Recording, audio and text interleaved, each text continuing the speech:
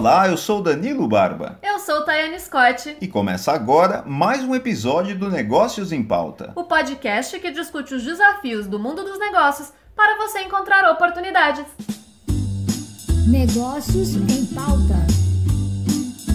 Boa noite, boa tarde ou bom dia para você que nos ouve em qualquer lugar do mundo nesse momento. Hoje, dia 25 de dezembro de 2019, última quarta-feira do ano e um dia muito especial, o Natal, Tayane Scott. A gente tá aqui, vocês não estão vendo, mas a gente tá aqui com um bom velhinho, fantasiado de Papai Noel.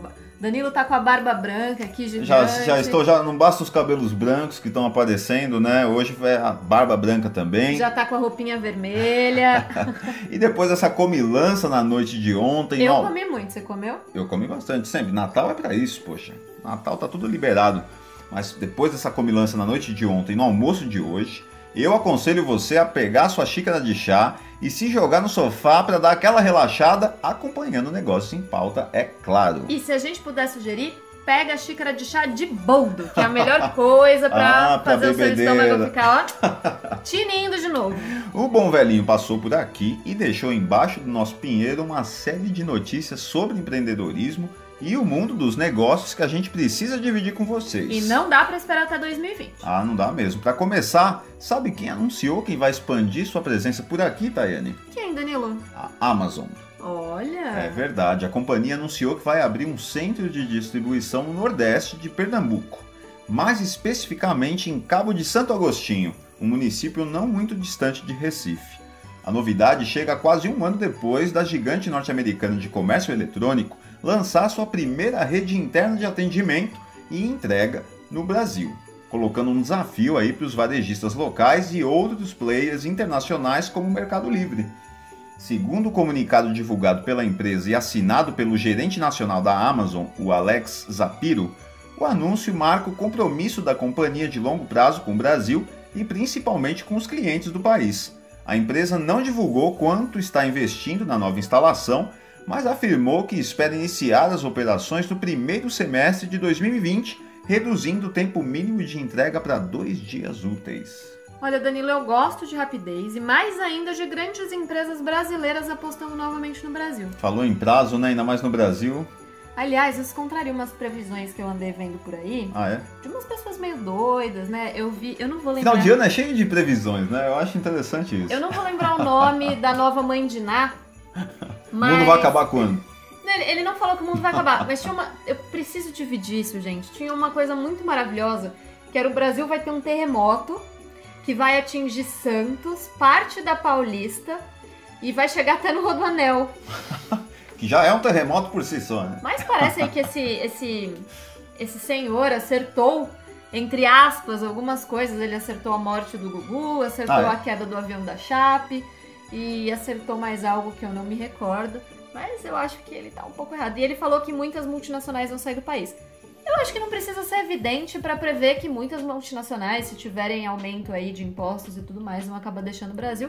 Mas essa novidade da Amazon contraria um pouco essas previsões. Eu prefiro ficar com o que a gente realmente está vendo. Até porque a gente já viu esse ano algumas multinacionais saindo de fininho, né? Mas a gente viu outras chegando por aqui também que a gente já anunciou nos outros episódios. Então corre lá para ouvir os outros episódios e entender um pouco mais sobre isso. Corre lá. Mas enfim, mudando de expansão para a União, a sustentabilidade tem feito marcas de diversos segmentos trabalharem em conjunto.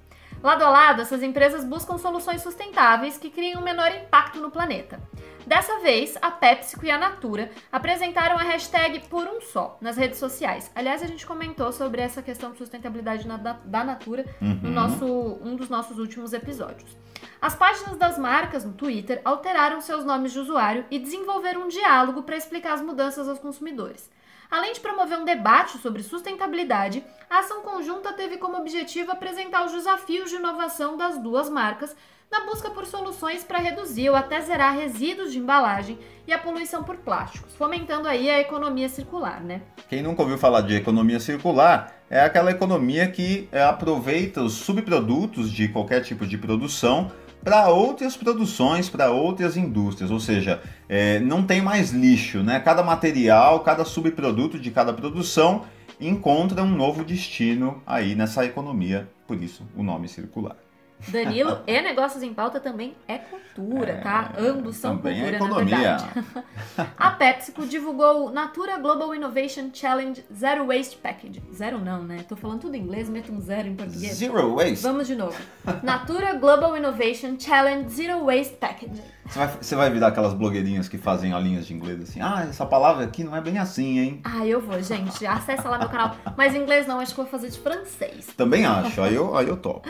Bom, ela divulgou esse programa que nos últimos meses convocou empreendedores, startups, instituições de pesquisa, universidades e empresas para apresentar soluções com novos materiais renováveis, biodegradáveis, entre outros atributos tecnológicos, além de inovações em modelos logísticos de serviço ou comerciais. Já a Natura contou sobre o Eco Desafio 11, Prêmios de Sustentabilidade, uma iniciativa da PepsiCo que busca identificar soluções escaláveis e sustentáveis para ir além do uso dos plásticos. Pois é, e falando em parceria entre grandes empresas, a transformação digital tem dado um novo sentido à chamada cocriação, que é quando as duas companhias se unem para formular um novo produto. Pode esquecer a era em que as estratégias eram mantidas a 7 chaves, viu, Thay? Porque o que vale agora é a colaboração. A Nestlé, por exemplo, reuniu em sua sede em São Paulo 15 empresas de segmentos variados que desenvolveram soluções customizadas especificamente para atender demandas do marketing à indústria. O Innovation Day reuniu a Adobe, Deloitte, Alice Wonders, Amazon, Delphos, Facebook, Foodini, Foxtrot, Google, Inloco e Microsoft, entre outras grandes companhias, né? A iniciativa se soma a outras ações em busca de parcerias e novas oportunidades de inovação dentro e fora da empresa, com o apoio de startups, scale-ups, empresas de tecnologia, aceleradoras e universidades. Bacana, gostei Legal, dessa né? iniciativa. Já a Fiat Chrysler Automóveis, FCA, e a Visa acabam de se unir com a proposta de cocriação para buscar novas formas de pagamentos. Interessante, né? Os times de inovação das duas empresas estão mobilizados para o desenvolvimento de uma solução de pagamento mais segura e fluida.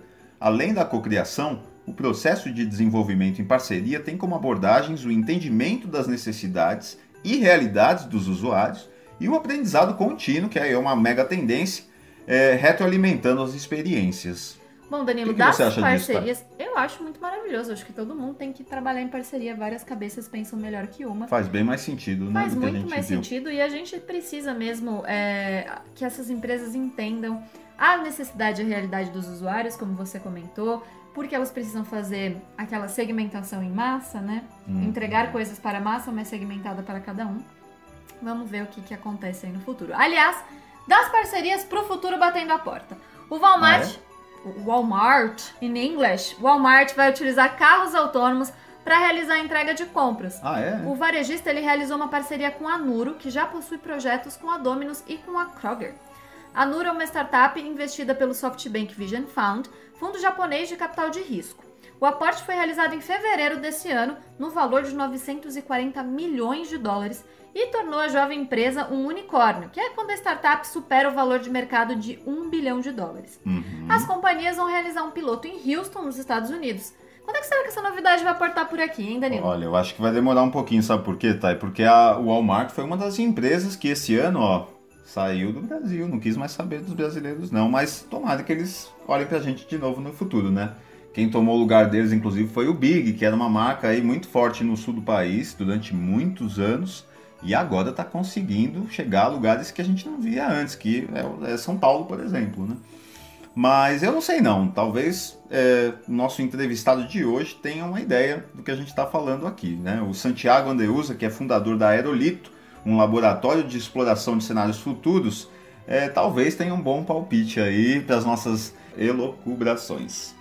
A empresa foi fundada em 2014 por ele e pelo futurista Thiago Matos para estudar perspectivas e possibilidades de futuro em diversas áreas de atuação. Agora eu entendi, porque você falou que ele pode ter aí um bom palpite sobre o que vem pela frente.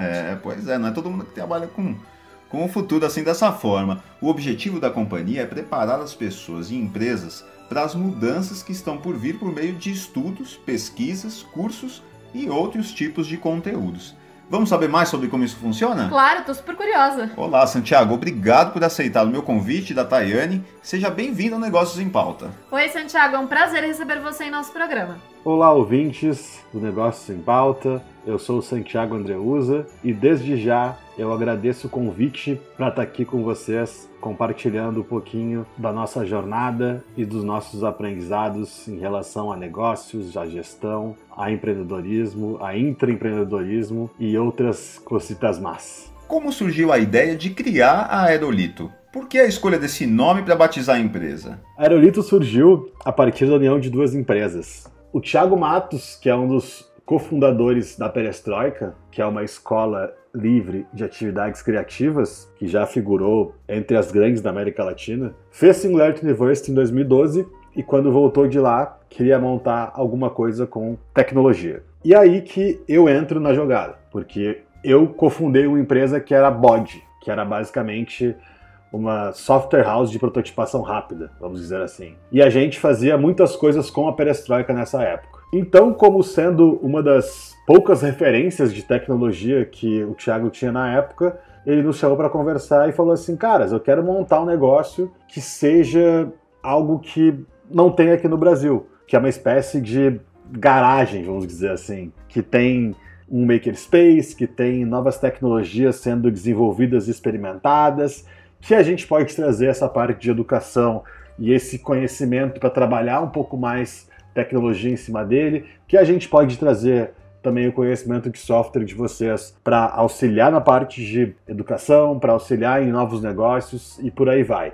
Então, o objetivo da Aerolito, ele não era tão claro a nível de onde a gente queria chegar, mas a gente sabia que a gente queria colocar um olhar tecnológico em cima de coisas que a gente já fazia e, além do mais, sempre existiu uma intenção muito grande de experimentar tecnologias novas, de trabalhar com coisas que ainda não estão no mainstream, de descobrir novas internets, vamos dizer assim, que é uma coisa que a gente até hoje é apaixonado e investe muito tempo e recurso nisso, que é basicamente entender como as novas tecnologias vão impactar diversos segmentos do mercado. E o nome ele surgiu a partir daquela história do Chaves de fato, de não são pedras, são aerolitos. Então é bem engraçado porque é um nome que ele é um pouco incomum, mas ao mesmo tempo, quando as pessoas da nossa geração, né, eu tenho 31 anos, mas quando as pessoas que consumiam Chaves ou Chapolin veem esse nome, vem a referência diretamente. E foi daí que veio de fato o nome, pra gente tentar remeter a uma lembrança um pouco mais antiga, vamos dizer assim, mas com um olhar de espaço, de algo um pouco novo, mas a ideia sempre foi trazer de fato essa nostalgia. Santiago, o que faz exatamente um futurista? Essa é mesmo uma profissão dos novos tempos? A primeira coisa que eu acho legal explicitar é que eu não me considero um futurista, porque eu faço outras atividades que essa atividade de investigar o futuro acaba sendo uma habilidade dentro das coisas que eu faço hoje. Então, ao conduzir espaços de aprendizagem e ao empreender iniciativas que se prestam a testar novos modelos de negócios e novas tecnologias, a habilidade futurista acabou vindo junto nesse pacote. E explicando um pouquinho o que é isso, na nossa visão é basicamente alguém que investiga, explora, traduz e acelera as possibilidades futuras no tempo emergente e pós-emergente. Sempre evidenciando coisas da ciência e tecnologia para avaliar o impacto destas no mundo dos negócios, na cultura e nos novos comportamentos. Então, na nossa visão, isso é uma das coisas que um futurista faz, transformando isso em cenários e hipóteses de futuro. E aí, respondendo a segunda pergunta, que eu já falei um pouquinho dela quando eu falei de mim, eu acredito que não vai ser uma profissão do futuro, porque é uma profissão que já existe, já tem bastante gente que e se intitula futurista, mas eu acho que cada vez mais pessoas como nós, que são lideranças de empresas e de iniciativas que querem estar se renovando todo o tempo, tem que ter essa skill na sua caixinha de ferramentas ali. Então, cada vez mais as pessoas têm que ter a capacidade de olhar para uma tecnologia e avaliar ela com um olhar um pouco mais a médio e longo prazo, e não só ver a primeira onda que a gente fala, né? Ver só o impacto imediato dela. Então esse zoom out, essa tecnologia como transversal que a gente fala, esse olhar na nossa visão é muito importante e é o que faz uma pessoa ter essa habilidade de exploração de cenários futuros. Qual o core business da Aerolito hoje? Quais são os públicos-alvo da empresa? Hoje, a Aerolito opera em 3 frentes. O primeiro pilar é o de espaço de aprendizagem, que a gente promove e desenvolve cursos e workshops presenciais e online, para pessoas físicas e pessoas jurídicas. O segundo pilar é de experimentação de tecnologias emergentes, que é basicamente um lugar onde a gente investe recursos e bastante energia para entender o impacto dessas tecnologias novas, como blockchain, realidade virtual e aumentada e mista, internet das coisas, inteligência artificial e muitas vezes a própria internet. Mas a gente faz diversos experimentos com esse objetivo, que se a gente sabe que a internet é suporte hoje para todos os tipos de negócio, essa história de tecnologia vai evoluir. E outras tecnologias também vão ser suporte daqui a um tempo. E o que a gente faz é ficar pesquisando essas novas para entender como elas vão funcionar quando elas forem massificadas, vamos dizer assim. Então a gente tem esses experimentos acontecendo atualmente. E um terceiro pilar, que são plataformas de aprendizagem. Então são softwares que a gente criou e está criando algumas coisas novas, que são novas abordagens em relação à aprendizagem. A gente pode depois explicar um pouquinho mais o que é o Aprendizagem Viva, que é um projeto / iniciativa que a gente começou no passado, mas que a ideia é justamente utilizar a tecnologia para mudar a lógica das coisas, porque hoje a gente vê muitas empresas e startups entupindo coisas de tecnologia, mas não mudando o fluxo. E na nossa visão, quando as coisas viram digitais de fato, é quando a gente consegue mudar essa lógica de consumir um produto ou um serviço ou utilizar alguma coisa nova por uma nova perspectiva e de um novo formato. E os públicos-alvos hoje são basicamente pessoas físicas que querem estudar e ouvir um pouco do que a gente fala em relação ao futuro e futurismo. A gente atende bastante empresa, então hoje a gente tem um portfólio bem grande de clientes que a gente fez desde trabalhos de sensibilizações mais básicos até pesquisas profundas em relação ao impacto de tecnologia em seus segmentos. E dentro das plataformas de curso online, a gente também atua dentro de alguns nichos. Então, por exemplo, a gente tem um curso de futuro da alimentação, que a gente conversa um pouco mais com pessoas que têm interesse em alimentação. Logo mais vai ter de educação. Então, a ideia é sempre trazer um olhar de futuro de diversos segmentos e mercados. Quantas variáveis geralmente são avaliadas na estruturação de projeções e cenários futuros?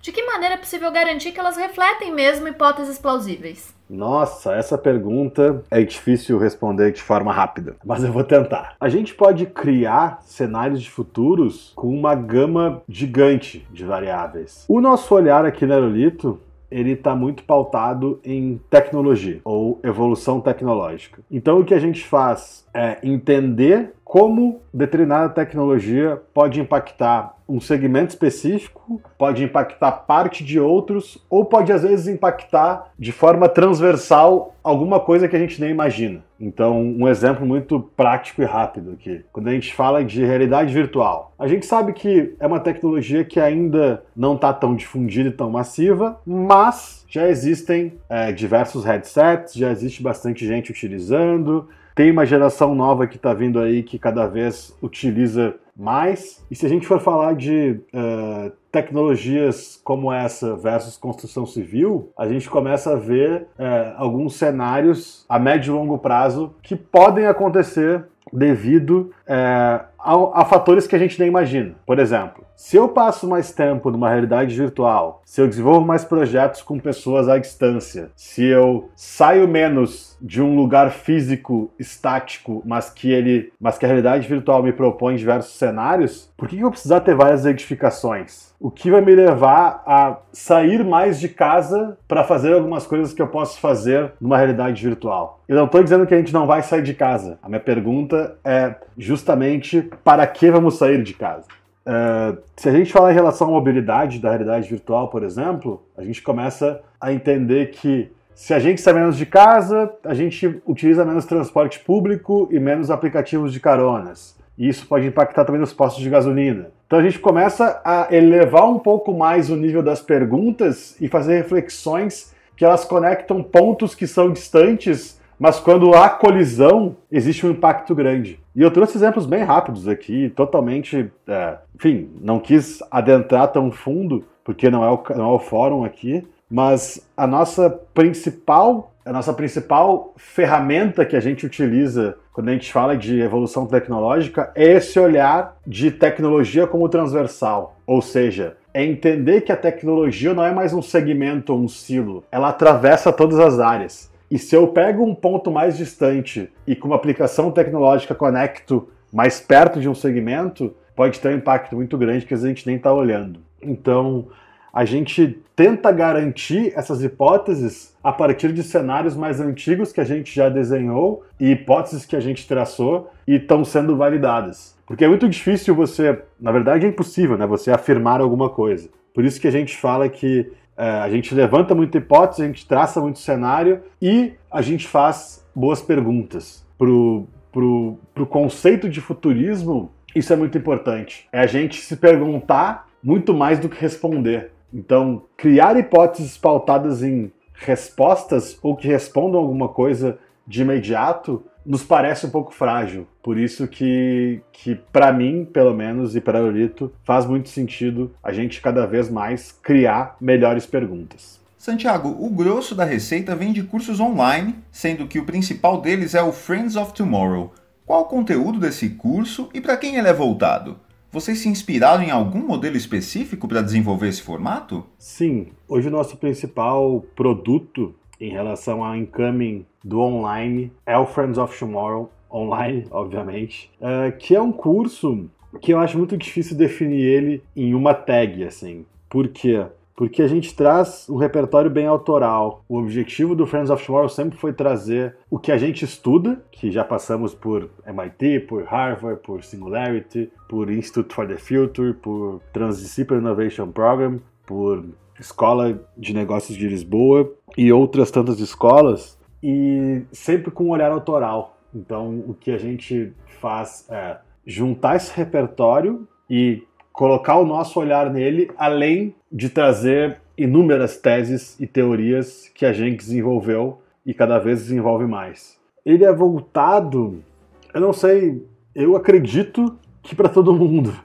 mas vamos dizer assim que ele é voltado para alguém que tem um pouco mais de maturidade em relação ao empreendedorismo, em relação à inovação, porque por mais que a gente comece das bases, vamos dizer assim, a gente já começa um pouco avançado para algumas coisas que eu vejo no mercado. Então, se eu pudesse nichar ele, né, vamos dizer que o nosso nicho hoje são pessoas que já passaram um pouco aquela primeira onda do empreendedorismo, já passaram um pouco aquela história de Canvas, de startup enxuta e essas outras coisas que a gente sabe que é o início ali de uma escala empreendedora, né?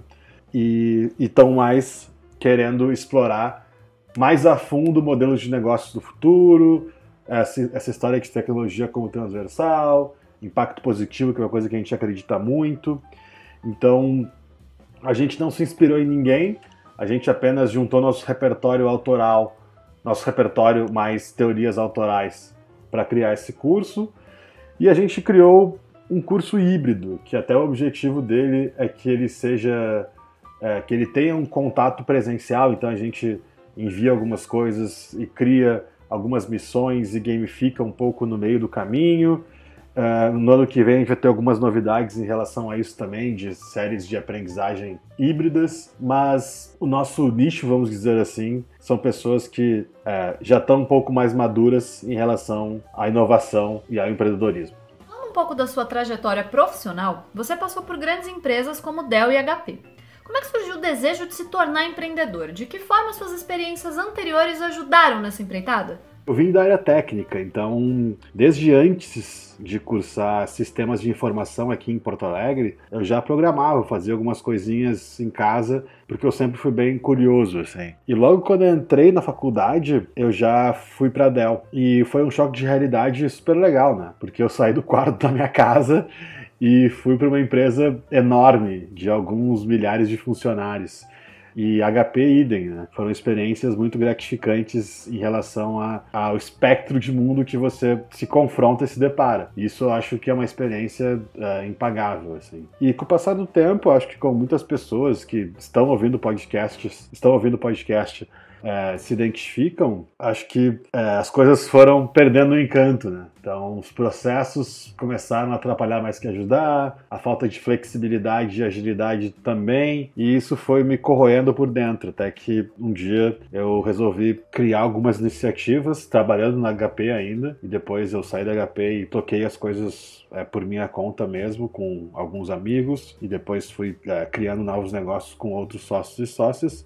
Mas a grande questão é que eu acho que essa empreitada me ajudou muito a ter um olhar dos dois lados do balcão, porque hoje quando eu vou numa empresa que é parecida com as empresas que eu já tive experiências profissionais, eu consigo entender algumas dores que as pessoas sentem, porque eu vivi elas. Acho que isso é uma empatia real, assim, quando a gente fala de aprendizado e sensibilização de conteúdo.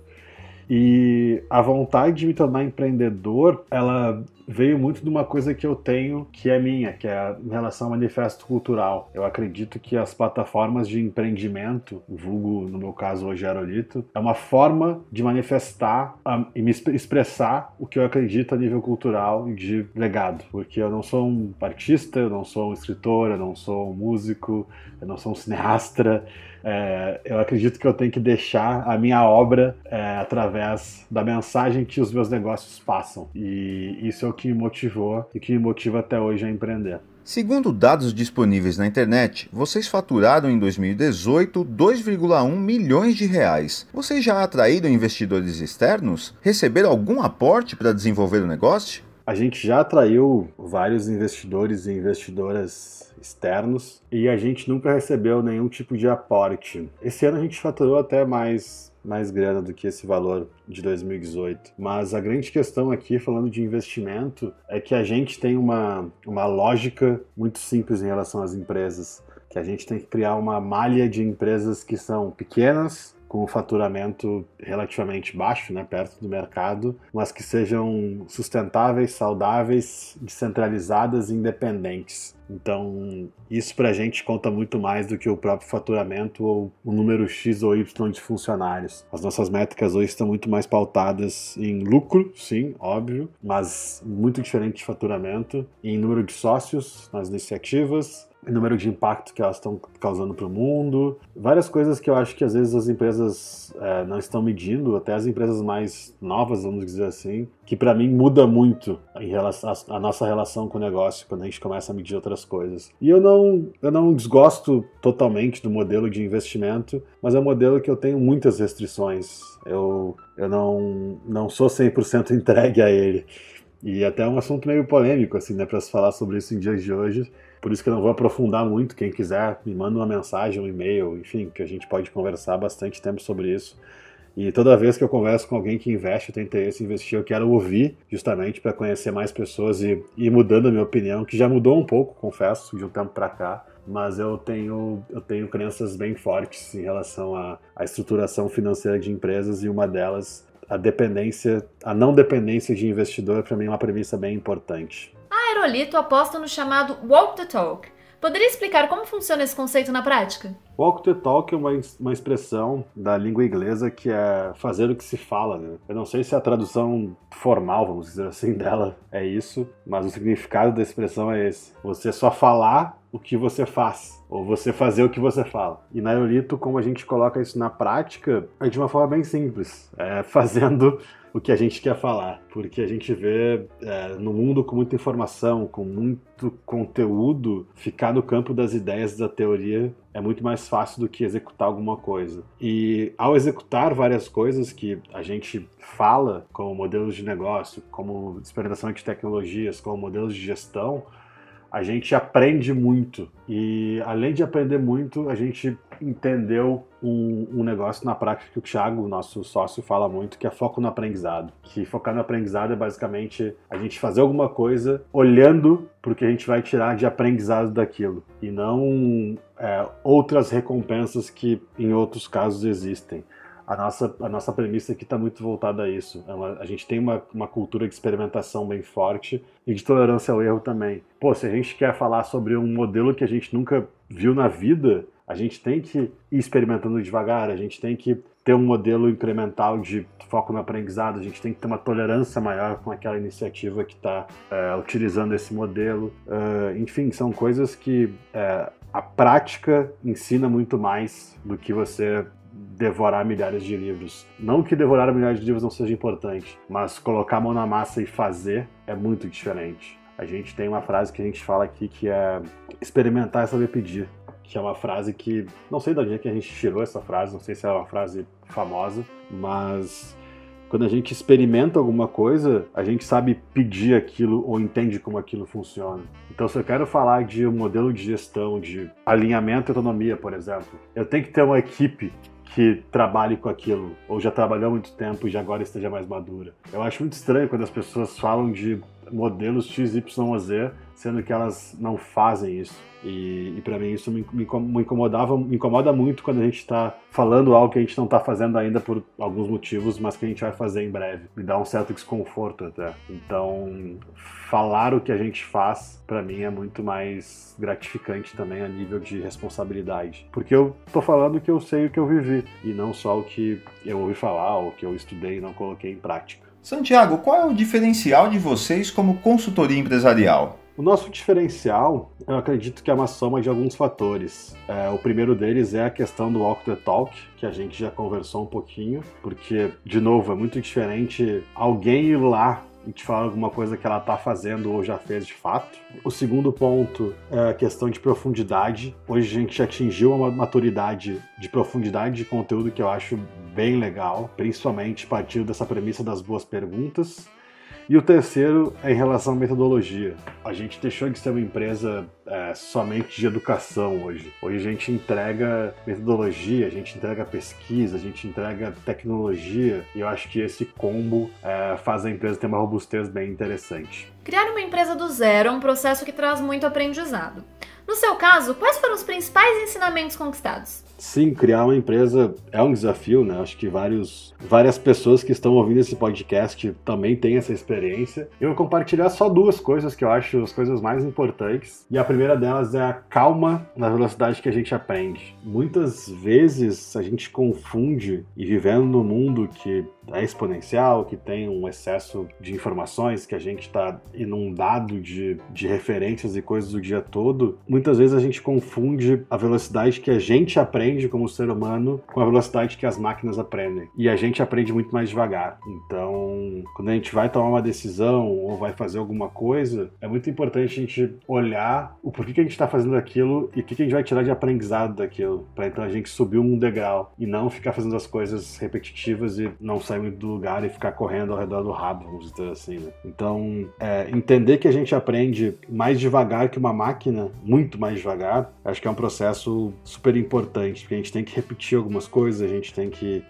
assimilar, a gente tem que pensar, a gente tem que parar 10 segundos antes de tomar uma decisão e pensar por que aquilo é importante, o que eu vou medir, qual é o impacto daquilo, se fazer aquilo faz sentido porque a gente quer como plano macro. Acho que isso é bem importante. Um segundo ponto, em relação à tecnologia, aí, vamos dizer assim, tentei trazer um lado mais humano e um lado mais tecnológico, é justamente o entendimento de que tudo está pronto e tudo é plugável. Porque eu vejo muitas empresas querendo fazer coisas muito específicas que vão atender somente só ao seu modelo de negócio, ou querem fazer um software que só aplica aquele use case que tem que ter, e às vezes a gente esquece todas aquelas aulas básicas lá de prototipação e de pegar um monte de coisa que está pronto. Então, hoje, para fazer qualquer protótipo, cara, a gente tem uma infinidade de ferramentas que já estão aqui na mão. Você com o Squarespace e com o Zapier faz chover e prototipa um monte de coisa. Então, acho que esse olhar em relação ao sistema como um todo, a como a gente pode utilizar coisas prontas ao invés de ter que criar, eu acho que é muito importante como aprendizado de ter criado empresas. empresas. Hoje eu consigo prototipar coisas. Eu coloco a mão na massa bastante aqui em coisas de software e, cara, eu não sou mais um programador raiz como era 10 anos atrás. Ao evoluir o negócio, eu tô bem mais distante, né, da parte de programação e da parte técnica. Mas eu não deixo de tentar fazer meus testezinhos aqui com coisas prontas, que eu acho que isso assim, não tem preço de ter autonomia em relação a isso e 2, de fazer testes muito baratos. E Santiago, você teve algum mentor nessa sua guinada para o empreendedorismo, ou alguém em quem você se inspirou ou usou como modelo? Pô, eu tenho algumas pessoas que são inspirações, mas eu vou citar 2 aqui que eu considero próximas e que eu acho que podem ser boas dicas aí pro pessoal se inspirar. A primeira é o Thiago Matos, que é meu sócio, que foi uma das pessoas que cofundou o Aerolito comigo, que sem dúvida é um dos maiores empreendedores da nova economia, vamos dizer assim, e que, tem uma visão de negócios e de outras coisas que eu admiro muito, e para mim é um privilégio poder conviver com ele na intensidade que eu convivo. Então isso é super legal. E a segunda pessoa se chama Ralph, ele é um cara que é australiano, ele trabalhou bastante tempo na Deloitte, se eu não me engano, chama Ralph Curley. Depois eu posso mandar para vocês o link dele, mas eu fiz um curso ano passado, ano retrasado, não lembro agora, em Lisboa, e esse cara foi um dos professores, e ele explicou um pouco a trajetória dele de vida, e a aula dele era muito pautada nos perfis das equipes, então como montar equipes inovadoras e como encaixar perfis, só que num formato que eu não conhecia antes. Então depois vale a pena pesquisar o trabalho dele. E eu mantive o contato com ele, e eu vejo ele fazer coisas incríveis quando a gente fala de desenvolvimento de pessoas. Eu acho que esse cara tá bem up-to-date, ou até à frente do nosso tempo, vamos dizer assim. Então essas são 2 pessoas que eu acho legais mencionar, dentre outras tantas que eu admiro e me inspiro. Tendo em vista suas competências e expertise, o que os empreendedores no geral não sabem, mas deveriam? Tem uma coisa que eu acho que não é que as pessoas não sabem, mas eu acho que elas não enxergam dessa forma, e que eu acredito muito nisso. 9 a cada 10 eventos ou fóruns que eu vou em relação a negócios, sempre existe a pauta escalabilidade. E eu concordo que negócios têm que ser escaláveis, negócios digitais trouxeram esse potencial de escalabilidade enorme, mas eu acho que o conceito de escala numa economia digital, ele é diferente, e a gente trata da mesma forma. Eu acho que quando a gente inverte esse olhar de escala para nicho, ou até mesmo escala dentro de nichos, a gente muda totalmente o jeito de olhar os negócios. E para mim isso faz muita diferença na hora de estruturar qualquer empresa ou qualquer projeto que a gente quer realizar. E eu vejo que muitas pessoas querem ganhar muita escala sem vender uma nota fiscal uma vez na vida e sem entender, no mínimo, um nicho ou o nicho de onde ela veio e como funciona. E eu acho que isso é primordial. Eu vi um artigo esses dias do projeto Draft, do Adriano Silva, que é o cara que criou o projeto Draft. E eu achei super legal uma frase que ele falou, que eu não sei exatamente a frase, mas eu vou trazer o contexto, que ele falou que uma das coisas mais fáceis que a galera da economia mais clássica tem para entender negócios digitais é a escala, porque é o mais simples que tem, só que tá disfarçado isso. Então acho que esse conflito de escala versus nicho e o entendimento de que numa era digital e logo mais pós-digital, escala não tem a ver com o número de pessoas e cada vez mais pessoas que a gente atinge, e sim com a qualidade versus entrega para algumas pessoas específicas que a gente tem que ter dentro dos nossos projetos e empresas. Então acho que o entendimento de que o mundo está ficando diferente em relação a isso, eu acho fundamental. Você afirma que num futuro próximo é possível que as empresas não existam do jeito que a gente conhece hoje. O que deve mudar? Eu acho que sim. Eu acho que num futuro próximo as empresas estão mudando. A gente vê alguns sinais claros, né, como as empresas cada vez mais contarem com freelancers e uma workforce mais on demand. Acho que isso está acontecendo. E eu não quero entrar nas questões políticas em relação a isso, que acho que não competem, não é esse caso. Acho que outra questão também é em relação a cargos e papéis, vamos dizer assim. Cada vez mais a gente está vendo que as empresas estão se tornando ecossistemas um pouco mais fluidos de lideranças circunstanciais e rotativas. Vou te dar um exemplo bem bem claro que está acontecendo isso na prática são os tais squads. Os squads nada mais é que uma rede trabalhando de forma descentralizada em algum nível, com pessoas liderando projetos de forma circunstancial e rotativa. Se você pensar e analisar isso há 10, 15 anos atrás, nem as empresas de software, que eram bem evoluídas já de games, faziam isso. Eu acho que essas duas coisas são sinais bem claros que estão acontecendo. O trabalho on demand e a forma de papéis nas empresas. E um terceiro ponto que eu acho que é bem importante e relevante é cada vez mais as empresas entendendo que elas têm que ser as melhores empresas para o mundo e não do mundo. Porque eu acho que isso, apesar de ser um papo meio clichê e muitas pessoas podem achar um pouco harebô, vamos dizer assim, eu acho que isso é fundamental, que a gente tem que ter empresas que sejam admiradas, que as pessoas consumam aquilo porque acham interessante, que existe uma comunidade em volta, e a Black Friday nos deixou bem claro isso, né? Como não existe uma clareza em relação ao que é bom para o mundo ou bom para as empresas. Eu acho que esse ganha-ganha aí tem que ser equilibrado. Essas transformações a quais você se refere são em decorrência da revolução digital dos últimos anos? Eu acho que sim. Eu acho que essas transformações, a revolução digital tem um papel bem importante, porque a revolução digital nos trouxe um excesso de informação, ao mesmo tempo transparência de informação, ao mesmo tempo empoderamento do nível de informação. Por outro lado, também nos trouxe agilidade em diversas coisas que a gente não tinha. Então, acho que a revolução digital, ela acelerou muita coisa que estava, vamos dizer assim, um pouco incubada, estava um pouco presa. Acho que nos últimos 5, 10 anos, a internet, principalmente, deu um boom, assim, que as empresas se ligaram e entenderam que esse fenômeno mudou a forma de como as pessoas veem o mundo e, consequentemente, de como as empresas também devem olhar para o mundo. Santiago, o que falta para as empresas acelerarem o processo de inovação? Eu acho que para as empresas acelerarem esse processo de inovação, faltam algumas coisas, mas para mim a principal é o entendimento de que enquanto ela não começar a fazer algumas coisas que estão na teoria, como tomar alguns riscos, trabalhar um pouco mais com inovação a médio e longo prazo, não olhar para inovação versus lucro, pensar na questão de inovar em duas curvas que a gente fala, que é criar projetos orientados para o futuro e principalmente criar uma cultura de inovação que tem esse olhar todo que eu citei, mais alguns elementos.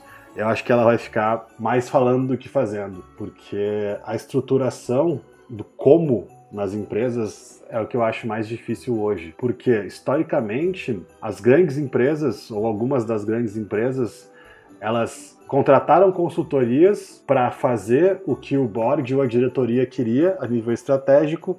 As consultorias, então, criando os processos e repassando isso para a camada de baixo, vamos dizer assim. E o problema que está acontecendo hoje é que nem as consultorias, nem o board, nem a camada de baixo sabe muito bem como fazer. Então, por isso que eu vejo que tem muita gente um pouco perdido, assim, que não sabe como criar um plano, não sabe como criar um plano que é dinâmico, não sabe como criar um plano que pode ser e pode acontecer imprevistos, não sabe como aumentar uma cultura de tolerância ao erro, porque já existe um olhar intrínseco avesso ao risco. Então, acho que isso são coisas que não é que desaceleram, mas eu acho que é pior, eu acho que empacam as empresas. E muitas vezes elas acham que elas estão fazendo alguma coisa que é super inovadora, mas infelizmente não é. E se deparar com isso é muito duro, assim, né? Eu vejo que às vezes as pessoas mantêm essas áreas de inovação meio para dizer que existe, muito mais por uma questão de status e até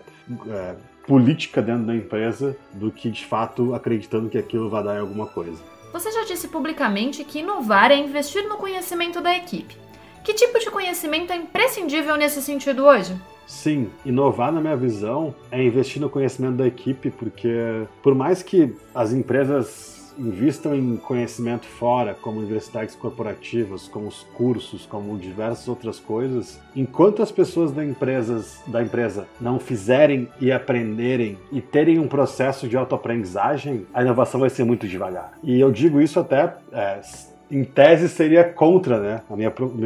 Um dos principais ganha-pão que a gente tem. Mas eu acho que é fundamental até a gente ficar obsoleto nisso. Porque hoje eu vejo que muita gente investe muita grana numa educação olhando para fora e não aplica dentro e nada acontece. Então o nosso convite é justamente criar hipóteses de autoaprendizagem dentro da empresa, onde a empresa aprenda com a empresa e não dependa de ninguém de fora. Porque assim, ela demora um pouco mais para aprender no primeiro sprint, mas depois o processo de disseminação daquilo é muito rápido. É literalmente exponencial. Eu acho que essa é uma diferença que as empresas que estão entendendo isso estão dando alguns passos na frente. E como uma empresa pode se reinventar para sobreviver a esses novos tempos? Para se reinventar, eu acho que, além dessa história de a empresa aprender com a empresa, eu acredito também num conceito de visão sistêmica de tecnologia, que casa um pouquinho com aquela história que eu comentei, de que basicamente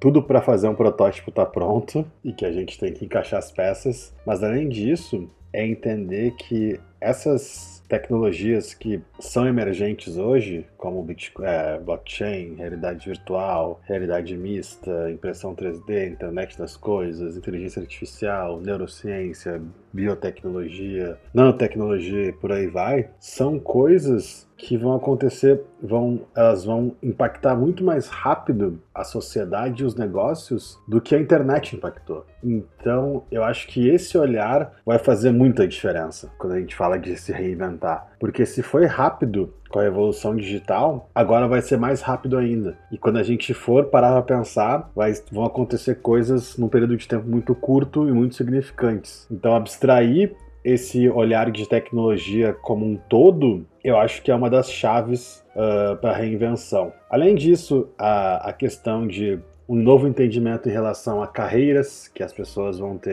não vão ter mais plano de carreiras e vão ter um pouco mais papéis em lideranças circunstanciais rotativas. A questão de novos formatos de trabalho, que a gente comentou um pouquinho aqui também, mas das relações que a gente tem com as empresas e com o trabalho. Novos tipos de economia surgindo, pautadas em criptomoedas, em blockchain, que a gente está vendo que isso também está acontecendo, as criptoDAOs. Enfim, são diversos modelos que, quando a gente soma esse monte de elemento, eu diria que o recado final seria ter um olhar sistêmico em relação à tecnologia, sempre olhando e entendendo e utilizando uma lente que se já aconteceu rápido, vai acontecer mais rápido ainda. E quais são os próximos passos para a Aerolito no curto e médio prazos? Nossa, essa é capciosa. Respondendo ela de uma forma bem simples, assim, né, para não complexificar muito aqui o raciocínio, na parte de B2B, de educação, eu acho que a gente vai estar sendo plataforma de tecnologia e metodologia para as empresas trabalharem o seu autoaprendizado, com a aprendizagem viva que a gente chama. Então, a nossa ideia é vender isso para as empresas, para que elas não precisem mais da gente, literalmente, no médio prazo. A gente começou a iniciativa em games agora, faz pouco tempo, e no médio prazo deve ter alguma coisa mais sólida e com muitos aprendizados. No longo prazo, a gente deve estar trabalhando bastante nessa parte de games, ainda como plataforma de educação, mas entrando um pouco mais em entretenimento, que é uma intenção que a gente tem há bastante tempo, mas eu acho que algumas coisas têm que serem feitas.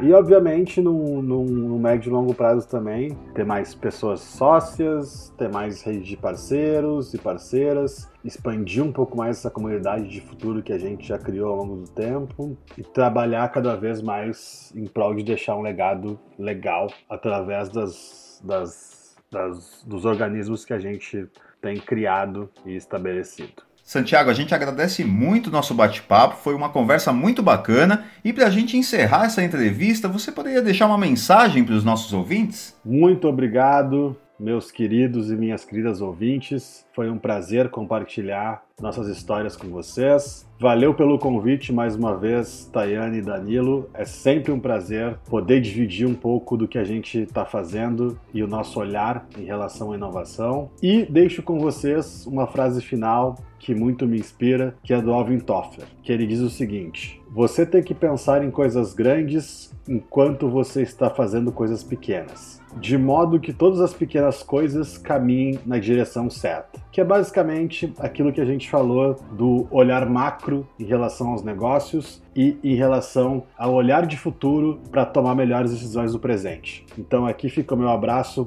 apertado. Qualquer coisa, me procurem nas redes ou por e-mail. Enfim, vocês podem achar meus contatos aí com o pessoal do podcast e eu estou sempre à disposição. Beijo grande, abraço, valeu, até mais. Nilo do céu, eu queria muito, mas muito mesmo, ter o poder de prever o futuro. É mesmo? A mãe Tayane? Sim, me deixa meio desesperado o fato da gente não ter controle sobre o que pode ou vai acontecer amanhã.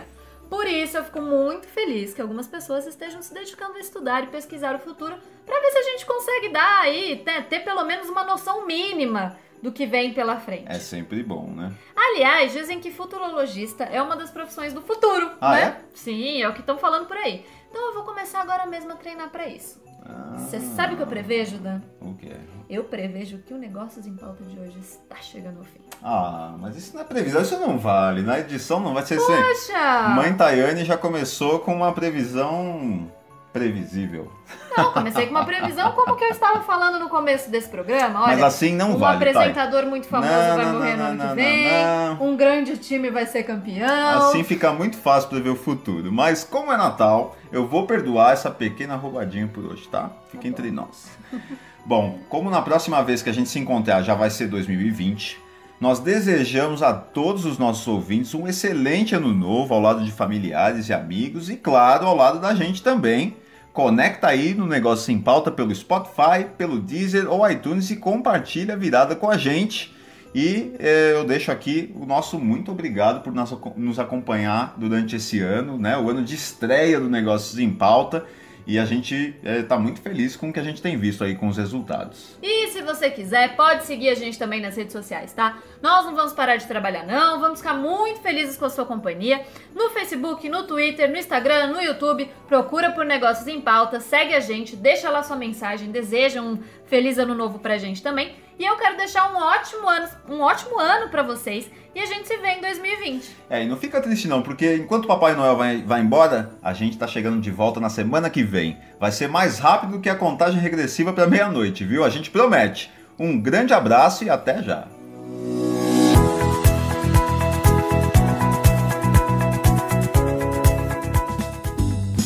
Negócios em